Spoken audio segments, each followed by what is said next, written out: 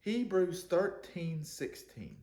But do not forget to do good and to share, for with such sacrifices God is well pleased. Just like most people, the day I bought my car was a big day.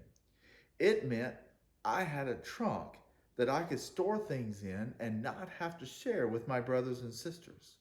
One of the most coveted things in our house growing up was a bath towel. So I gathered up about 3 towels and kept them in the trunk of my car. I did this so I did not have to share with anyone else. Our possessions are things we work hard for and things that we should rightfully be proud of. But oftentimes we become like I was in college with my towels. We become so possessive of them, we forget the real reasons why we have them and how useful they can be if we just loosen the reins a little bit. Verses 7 through 17 gives us instructions concerning religious doctrine. The writer of Hebrews tells the listeners to remember those who rule over them, to not be carried away with strange doctrine, and that the blood of animals that was offered as a sacrifice for our sins, Jesus has taken their place. But at the end of all of this, he says, do not forget to do good and to share.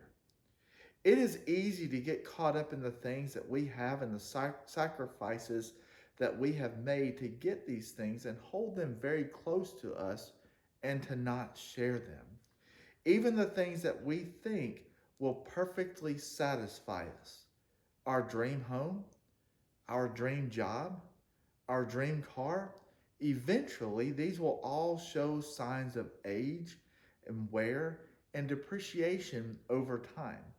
2 Corinthians chapter 5 verse 1 reads, "We know that if the earthly tent, which is our house, is torn down, we have a building from God, a house not made with hands, eternal in the heavens." I want to challenge us today to share ourselves, our possessions, and our lives with others. Anytime you give a piece of yourself to another person, you have an opportunity to make a connection with that person. Think upward.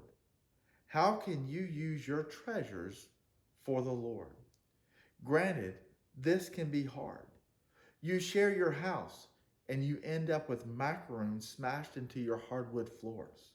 You share your possessions and they get dinged or broken. You share your story and it is not well received. When those things happen, we tend to close ourselves off and shut down.